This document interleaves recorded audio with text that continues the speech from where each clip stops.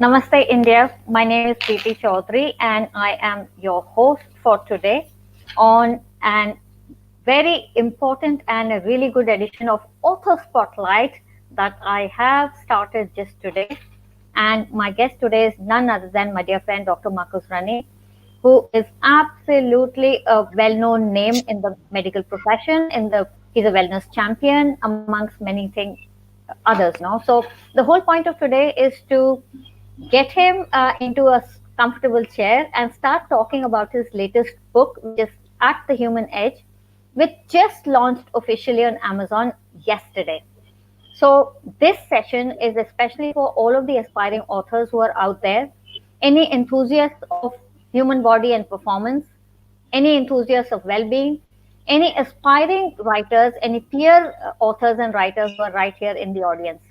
So, with that context, let me welcome Marcus. Hello, good evening, Marcus. A warm welcome to you. Thank you for joining us today on this edition of Author Spotlight by Preeti Chaudhary. Over to you. Hi, good evening. How are you doing? Very well. Thank you, Marcus. And I think it's the right time to actually be talking about this very important topic again, about all about human body and its performance and everything else. But before that, Marcus, I would really like to set a context to this whole book. I know you are from the medical profession, so obviously it is a take on all that you've been sort of studying and been working on for the last 20 plus years. But tell us for the audience and for everybody else that will watch this live at their convenience later on, um, set a little bit of a background to who you are and everything that you've been doing that has sort of led you organically and progressively towards this book. Over to you. Thank you. Thank you. I'm one of the fortunate individuals that has had the opportunity to sort of zigzag in my career. I started studying at university in 2002. And at that point in time, I just started my program, which was studying medicine at University College in London. And in my first year, I always had this passion to learn how to fly. I came across this booth in the Freshers Fair, which is like in the first week or so of university, with this big sign saying "Learn how to fly and get paid for it." And I was amazed that how is this even possible? So I went up and I had a conversation. Turns out they were recruiting for the Royal Air Force, and I immediately put my name down. I went through all of those physicals and examinations, etc., that were required, and I got in. So I was serving, and I did a few years. And whilst doing so, it allowed me to really experience something quite magical. Because yes, I was learning how to fly an aeroplane, but I was also exposed to fighter pilots and people who were pushing their body to the extreme limits. Halfway through my medical degree, I decided to take a year out, and I decided to do an additional degree, which was a bachelor's of science in physiology. And it was in one of the early lectures that there was this gentleman. His name was Dr. Kevin Fong. He's now a professor, but at the time he was a special registrar in working in London in the same hospital that I was learning at. And he gave a lecture on what happens to the body when you send an astronaut into space. So what are the effects of microgravity on the human body? And this was like awe-inspiring. I was amazed at how can this even be? All these things changes. So I immediately signed up for his program and I did this module. And during that year, I got to do a whole bunch of really exciting things. I led an expedition to Mount Everest. A couple of years later, I led an expedition to the Arctic Circle. And so over this period of time, I was constantly, whilst I was studying pathogenesis and disease around the human body, I was increasingly being exposed to all of these ideas about the human edge. What happens to the human body when you push it to its edge in these extreme environments? And then you see the magic where it begins to adapt and it begins to excel and it pushes itself to limits and capacities and capabilities that we could only dream of. And this is the journey that I went down. And because I was in the Air Force and had this opportunity to do these expeditions, I was sort of doing these experiments on myself. I went on to study medicine. I trained, graduated as a doctor. I worked for a couple of years, and I moved to India about 10 years ago. And then a lot of this sort of just fell by the wayside. And I got involved with my corporate work and business and entrepreneurship, etc. And it wasn't until I got married, and then I was telling my wife about all these stories that suddenly this idea sparked in my mind. How nice would it be for my children to get as inspired? And we weren't even pregnant yet, by the way, but my future to be children. How incredible would it be for them to be inspired for science through the words of their father? And so that was the intent, and I started writing, and this was 6 years ago. But that's sort of the genesis and the idea as to how it all came about. Brilliant. I mean, nothing better than marrying your profession, which is sciences, with your passion, which seems to be creativity and the art and the flair for writing. And I know you have written a lot of white papers, and you write a lot of articles on well-being and human performance and the rest of it. So this is book writing was naturally the next progression into that sort of stream of things. But tell me something, please. In this journey of being a doctor and everything else, were there any sort of learnings? And obviously, there's a lot of correlation between what you have written that comes from a lot of your profession. But anything that sort of stands out that says or that proves to you that, hey, I mean, yeah, this is truly amazing and should be sort of included in the book. Anything like that jumps out to you? Every chapter of the book has been dedicated to a specific extreme environment that I've had the opportunity to study. The first chapter is dedicated to Mount Everest, and it's been written in a way wherein the reader is actually becomes a climber, and I've utilized that as the vehicle. So imagine yourself starting off at Everest Base Camp and then working your way up the mountain, Camp 1, 2, 3, 4, up towards the summit. What are you going through in terms of your journey? So I've described the physical changes, the geography of the location and what's going on. And I've used that as a backdrop to then talk about the physiology. So what's happening with your physiology at base camp and then as you ascend.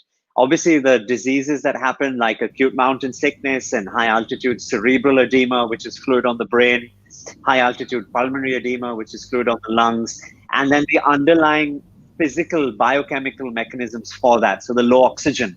Why is it that low oxygen impacts your body and how does it create those changes?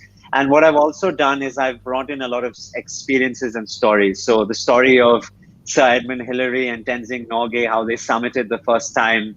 My own experiences of spending more than a month on Mount Everest and experiences of other people that have climbed the mountain as well. So that's the general sort of the vehicle and the structure of each chapter. So there's one on Everest, there's one on running a marathon, which I've written my own story of how I ran my first full marathon and what your body goes through, the Mumbai Marathon.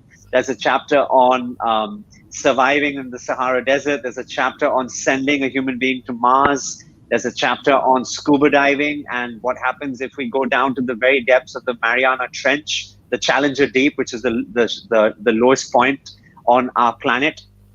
And then there's a chapter on going to the South Pole. And I've spent time in the Arctic Circle, but this was a journey south to the Antarctic.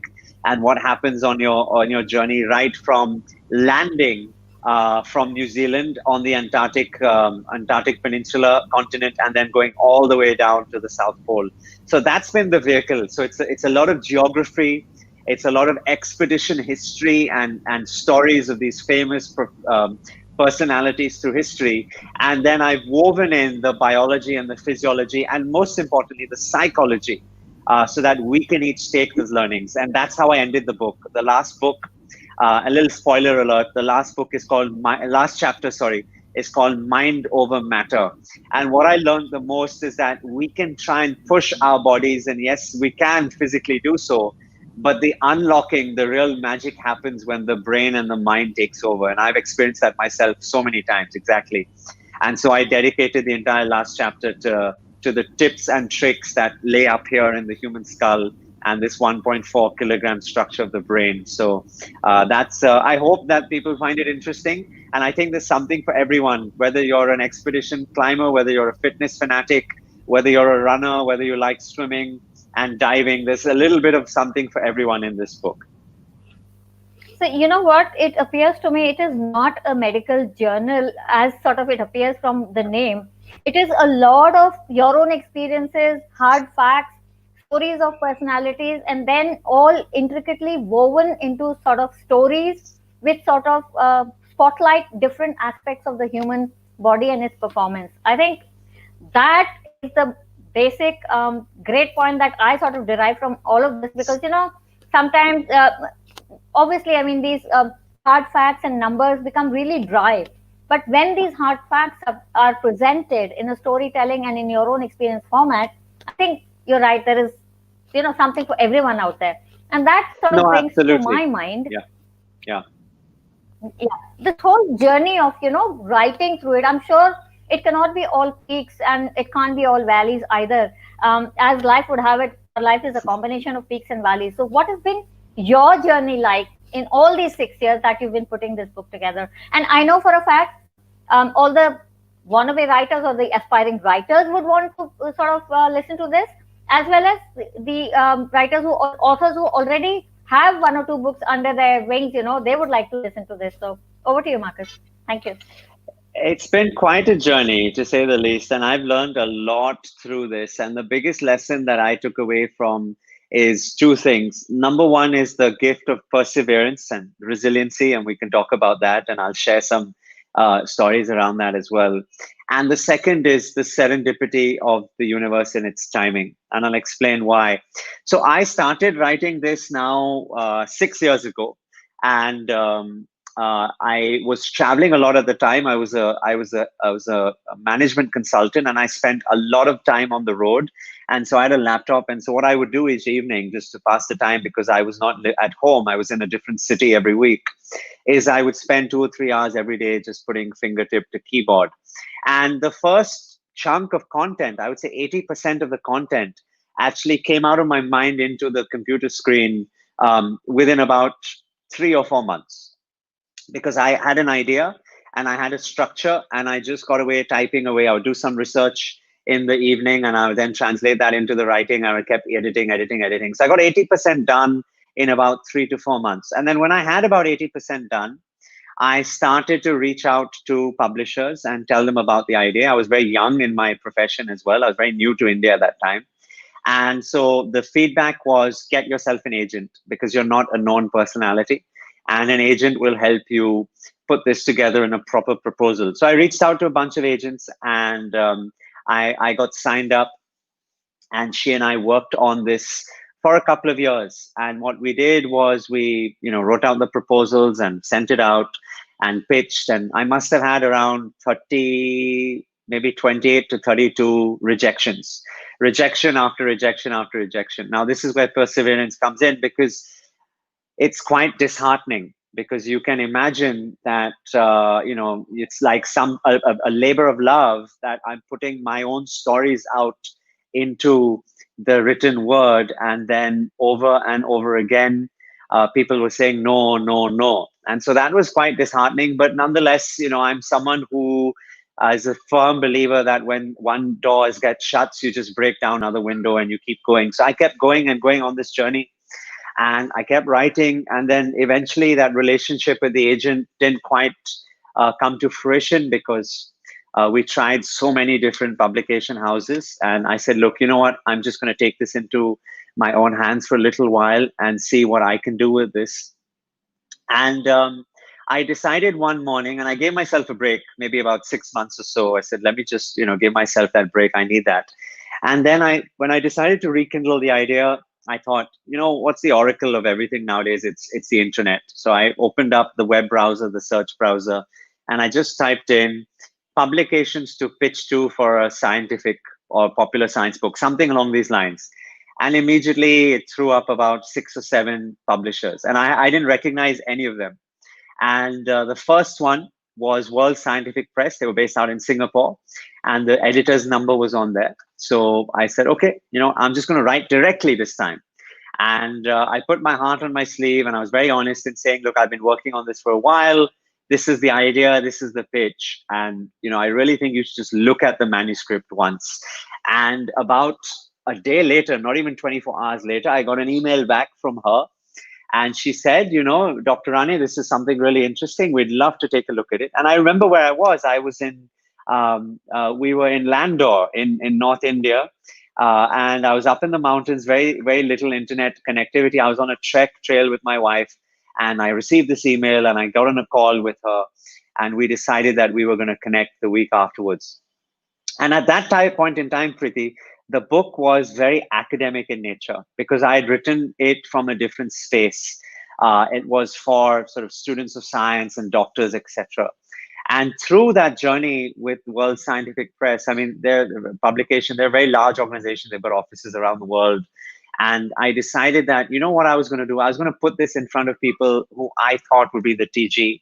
And I started giving it friends and family, people who were adventurers or they liked going on interesting holidays or they were runners themselves. And I started to get some real world feedback from them. And that's when the idea dawned on me that actually this book was too restrictive in its old avatar and I needed to open it up. So I then spent about almost 8 months rewriting this completely from scratch.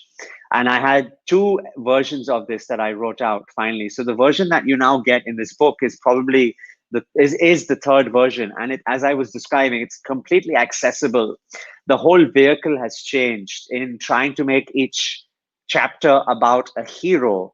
And that hero and heroine is going through this amazing journey of the destination, either summiting Everest or reaching the South Pole or completing a marathon or reaching Mars.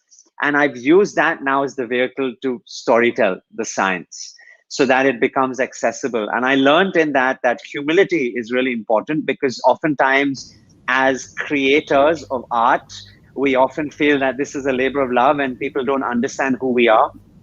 But I decided to open my mind out and recognize that eventually I want my reader to enjoy it. There's no point just selling a couple of thousand books. You know, I want it to be something which anyone and everyone can take away from and hopefully get inspired to then take up something more about science. So the humility was number one, and listening to open feedback.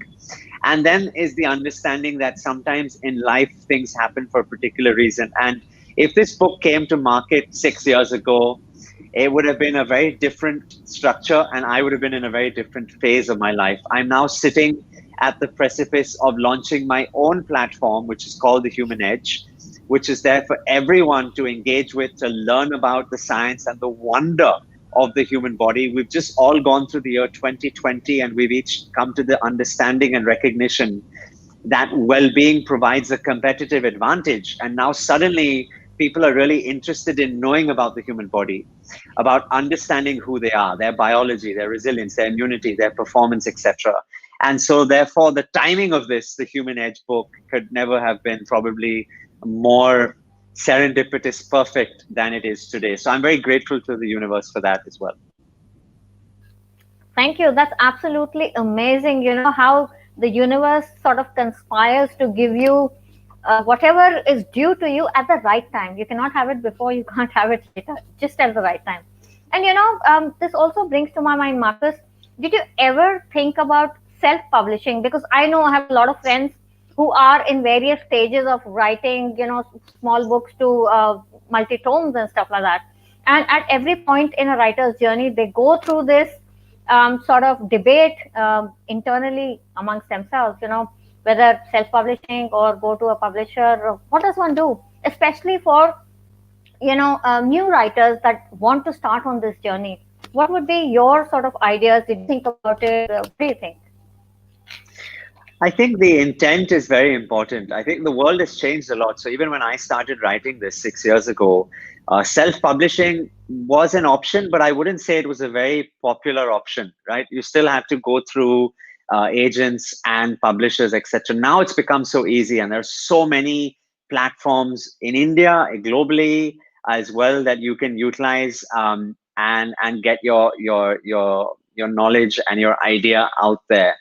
I For me, it's about the intent. What's the intent? What are you trying to do and why are you trying to do it? And in certain circumstances, then having a credible publisher helps you achieve that intent, either in terms of the distribution capabilities that they bring. For example, with World Scientific Publishing, it's a global platform, right? My book, we're right now launched in India. Yesterday was our first day in India. But on March the 1st, we're going to be globally available in every country, in every city, in every major city around the world. So that's obviously a big thing, getting that distribution strength. Number two is who's your end reader. So for me, a big proportion of my readers are people who are in love with the human body. So, medical students, nursing students, physiotherapy students, etc. So I took great comfort in knowing that my publisher immediately could take me to every single academic library around the world immediately. So that was very important for me. And then even in India, my partner in India, we're co-publishing with a group called Embassy Publications. And Sohin and his team, who Sohin's the CEO, Sohin Lakhani, the CEO of Embassy, they're very strong in the corporate market because this is a publication which is designed around the corporate reader.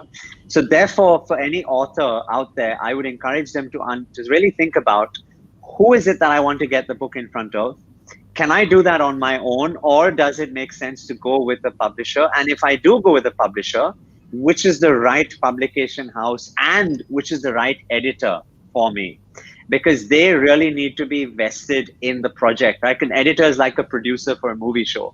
They need to really be vested in the project so that they'll go through it, they go work with you on the language, they make sure the positioning is right, and then they really support you in getting your book out there. So I think these are really important questions to ask oneself. And the quick answer, as with everything in life, is not necessarily the right answer. So really take your time and do your homework. Absolutely, you're spot on there, And I'm now wondering, I know you've said you've spoken just now about the human platform that you are sort of building. What is the journey going to be of this book? Because see, the launch happened at such a time wherein we were almost at the precipice of, I don't know, extinction. Almost, I would say, the year 2020 has been, as we all know, the before, as you say, the before C and the post C kind of a generation we are at, and this has been a challenging time for all of us. And now, when we sort of in this new year, looking at new hopes, dreams, and aspirations, the launch has just happened yesterday. What is the future journey of this book going to be like? Are you converting it into talks? Are you converting it into workshops? What's going on, Marcus? That's a great question. And it's something which I've and the publishers have had to really think through, because originally the book was meant to come out last year. It was meant to be just for the summer of 2020.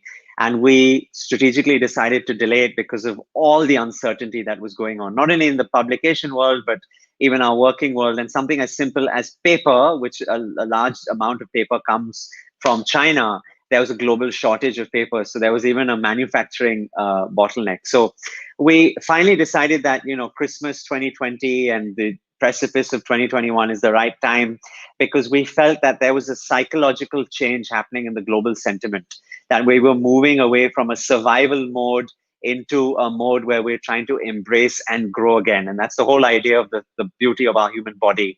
And my message from the book is that this human body is capable of doing so many things. So we finally decided we were going to go at it. It's not easy, I'll tell you. And so I'm such a big and so much gratitude for people like you, Preeti, that are such big supporters of the work and providing these digital platforms to try and get the message out there, because I can't be doing physical roadshows. I can't be doing literary festivals, etc., that other people might have done in the years gone by. We're going to have to leverage the digital connection. So there's a lot of plans of digital activations like this, lots of lives and talks, etc. I spend a lot of my time in the corporate world as a corporate speaker, running workshops, running talks for leaders in different parts of Asia as well. So this book will naturally be converted into a series of workshop talks as well. And so anyone out there that's watching that would like me to come in and do a session, I'd be more than happy to do so. And then we're going to be leveraging media quite significantly. So obviously social media, and there'll be lots going on social media. And then conversations with visual media, audio media as well, and other forms of rich media content as well. So I'm excited because, with every challenge comes great opportunity. And it's for us to recognize what is the opportunity, what is the vehicle for change, and how can we drive innovation in that. So that's the time that we're living in now. And I'm trying to figure out all the digital innovations that can be done. And this is an invitation to anyone out there listening and watching.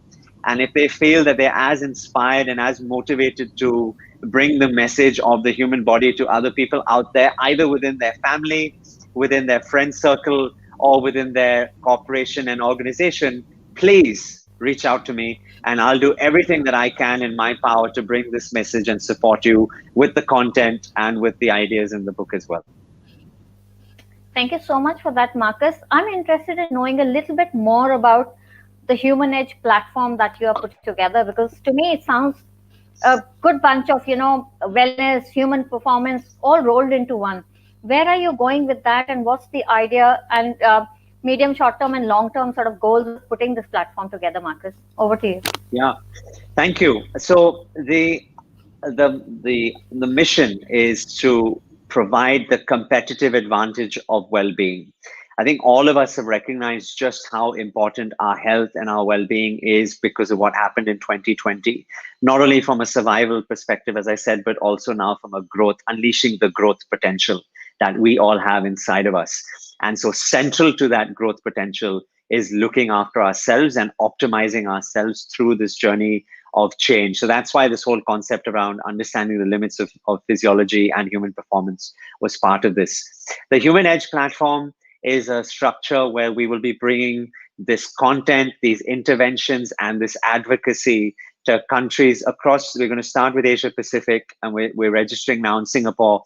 We'll be bringing this across the Asia Pacific and then the rest of the world, where it's a series of different interventions where we provide for our corporate partners, but also creating that content and that advocacy to consumers and readers and people beyond that world as well. So that's the idea of it, and the structure and why we've even named the platform the Human Edge is it's very purposeful.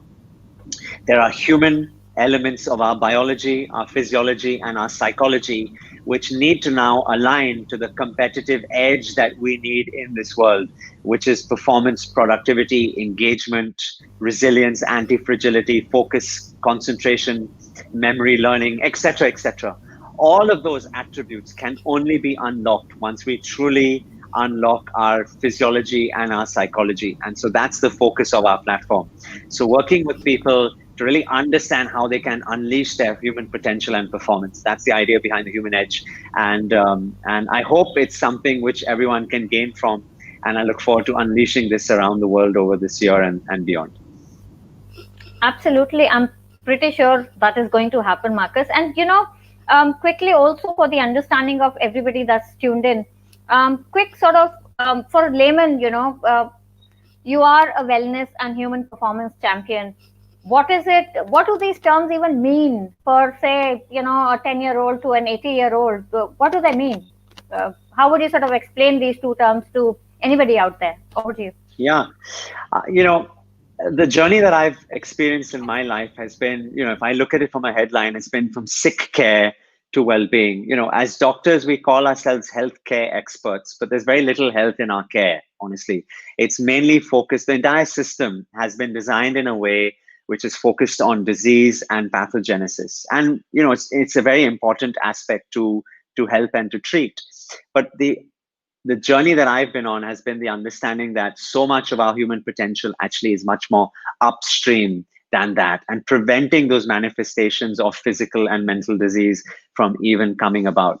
And so that's where the whole idea of well-being comes in. How can you really look after your brain, your body, your heart, and your energy in a way that allows you to achieve the most and the best that you possibly can in your life, your experiences, the quality of life, the impact that you create, the relationships that you build, and therefore the legacy that you leave behind. So that's what I'm trying to chart out and help people. And I've got a very simple framework, Preeti. It's a concentric series of 3 circles that I invest my time in. The first circle is the well-being of the individual. And that's where concepts that come out of this book are so critical and so important. And there are a number of ideas that I'll be rolling out over 2021, which I can share with the audience as we go about. The second circle beyond that is the well-being of the unit. either the family unit or the organizational unit or the business unit. And that's where the work that I do with the corporate world really comes into play. My advocacy, my intervention, my workshops, etc. And the last aspect is the well-being of the system. And this is where the work that I've previously spoken to you about on your shows around the interrelationship between the climate crisis and our global and public health, about the relationship between how we utilize technology and the impact that it has on our mental and our physical health, etc. So those are the big picture ideas that I dedicate my time. So I split my time between these three: well-being of the individual, well-being of the unit, the team, and then well-being of the global system. And so that's how I'm trying to create impact and legacy in this world. Thank you so much. And that sort of brings up another question in my ever inquisitive head. So the whole idea of us being very sort of at the cusp of sort of being opening out our culture to holding on to our traditions and values and so on and so forth is this Mm. constant conflict going on between us. So in India, there's a lot of stigma attached to a lot of sort of the unseen aspects of health. For example, mental well-being and so on and so forth. My question was, do we really need that kind of stigma? And where is India in relation to the rest of the world when it comes to this on this human index of, say, high performance, whereas the correlation of health and performance is it ever being understood in this country? And what's your take on it? Over to you. It saddens me because we live in a country where so much of the current wisdoms which exist in this world have originated from. You look at the number system, you look at our education, you look at the spiritual nature, the philosophies that we had from the Vedas, the Mahabharata, the Ramayana, etc. And then you go all the way through to health and nutrition, and you look at sciences like Ayurveda and homeopathy and natural practices around yoga and Buddhism and mindfulness, etc. We have been the cradle for humanity when it comes to so many aspects of health and humanity. But over the last 120 years, and more so catalyzed over the maybe the last 20, 30 years, we've seemingly lost our way when it comes to so many of these things. So that's what saddens me around this. But I think we've got a great degree of potential in the country. We've got a huge demographic dividend.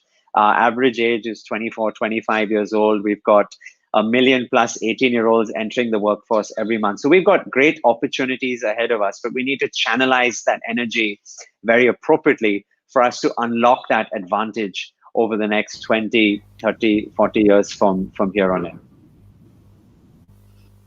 Absolutely, you're spot on. And that brings me, Marcus. What are the takeaways from this book that people can sort of be practical and sort of imbibe and practice upon rather than just reading and forgetting? What do you think people will get when they sort of read through this uh, factful storytelling book of yours? Over to you. I hopefully the readers, once they get their hands on it, will agree with me. And is I've written it in a way which is very practical. So the whole idea is, say you and your partner or friends have decided that you're going to go on a trekking holiday, then you can literally just pick up the book, open up chapter one, and even if you just read chapter one, which is on human body at Mount Everest, you will get away an understanding of what will happen to you when you get exposed to high altitude. What are the harms that you need to look out for? What are the common causes and signs and symptoms of the diseases that you will be potentially afflicted with? And what are some of the things that you can do to mitigate those routines that you can build in to help you not have to face those in? So I've tried to be as practical in this.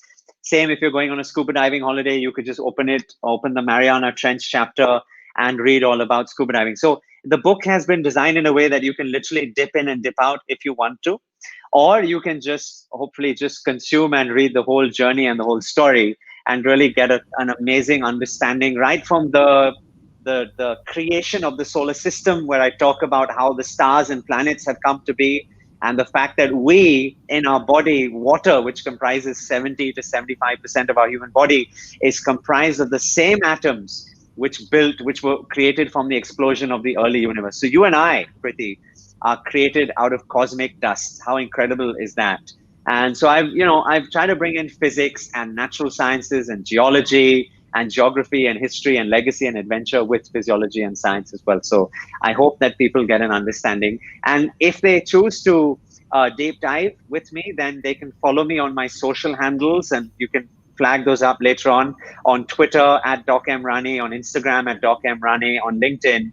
And what I try and do as a biohacker is share the tests and the little tricks that I'm learning in my life that allows me to achieve my peak performance. So whether that's something as simple as a box breathing technique, which is a vagal predominance to suppress the stress response, or the importance of staying hydrated every day, and the little biohacks that you can do in your own life, I try and share those on my social handles as well. So I invite everyone into this journey, and hopefully each of us will create a life which is optimal, that allows us to achieve our human edge, and therefore create the impact in the world that we want to, and have fun along the way as well.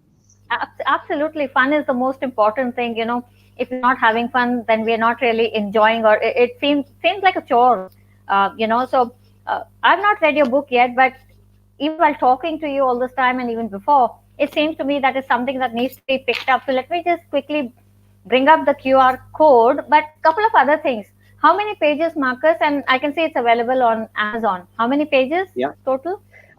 It is, I've got a copy right here. It's 206 pages. There are 6 main chapters, and then there are 2 small chapters. One is on mitochondria, which I believe is the future of health, which is the tiny energy producing organelle which exists inside of every cell in your body. And it's, I think it'll unlock so much about human longevity and performance, etc. So there's one chapter dedicated to mitochondria, and then the last chapter dedicated to mind over matter. It's available on Amazon. It's available on Flipkart. Today it went live on Flipkart as well. It'll be available in a lot of major bookstores and airports over the next couple of months as bookstores and airports open out. And I've been really fortunate to have some really big global luminaries actually contribute to the book as well. So the afterword has been written by the Director General of the World Health Organization himself, Dr. Tedros, who has become a household name. I was very grateful for him to take time out to actually write a piece for the book. The foreword has been written by one of the greatest explorers that has ever lived. He's still alive. He's 82 years old, and he continues to climb to this day, Sir Chris Ponnington. He's summited Everest, I think, 4 or 5 times already, and he's done expeditions to the Himalayas 17 times. A great explorer. So he's written the foreword. I've had Captain Scott Kelly, who holds the record, the Guinness record for spending the most number of days in space, 501 days in space, and one entire year, 368 days, I think, in total, in one mission on the International Space Station. So he wrote an incredible little blurb for the book. And then finally, a cricketer who we all love, particularly here in India, Jonty Rhodes, who is someone who I've grown up and been inspired by his athleticism on the field and his gentleman nature off the field. So all of these voices and many more, all of them in the book as well. So there's really something for everyone in here, and I encourage everyone to pick this up and hopefully go on the journey as much as I've loved it as well. And here I would like to bring a quick fun fact. Even you are a Guinness World Record holder in backward walking. So there's something else to remember. Now, backward running. We sign off. Backward running. Sorry. Okay, I stand corrected. So just for the audience, Dr. Marcus Ranney also is a Guinness World Record holder in backward running. Now go figure that. And before we sign off, couple of quick sort of anecdotes. What were the highest points while writing the book, and what was the lowest point in this 6-year journey while putting this together? I know it's a difficult one, but I'm sure there have been a couple of anecdotes like that. Over to you. The high point has definitely been receiving the first book. It came to me just before Christmas. The shipment actually arrived at my parents' house because my wife and I were traveling. So the first copy of the book, which is actually the one here behind me, this is the very first copy of this book. It arrived at my parents' house, and it came in a little box, and I unpacked it, and I had the great moment of opening it up. And it was obviously a labor of love, as I'm sure you've appreciated now, everything we said. But in the same room, I had my two parents with me, I had my two children with me. And remember, I wrote this book before we even got pregnant the first time. And I dedicated this book to my children and my wife was there, my brother was there as well. So to be surrounded by all of them and have this book open up in front of me, that was a high point because it was, many, many years in the making. And then to get this with me, there are many low points, as I've described, right? The whole idea of the perseverance and being open to critical feedback and understanding that maybe the vision that I intently had in the beginning had to change to make it accessible. So there were lots of those and many rejections, right? Over 30 rejections, which hurt from many different publishers. But eventually someone believed in me and said that, okay, we're going to take a chance and we're going to do this with you. And now we're at the beginning of the journey. The journey really starts now because I think writing is the easy part. Getting it out there and getting it in front of the millions of people that you want to become evangelists and readers for you, that's where the real challenge. And 2021 is going to prove to be an interesting way as we try and navigate digital means through that. So lots and lots of new lessons to come in the year ahead for me as well. Brilliant. And again, last but not the least, any message for aspiring writers or anybody who wants to start on this journey? What should they look out for? What should they not look out for from your own journey? Never give up.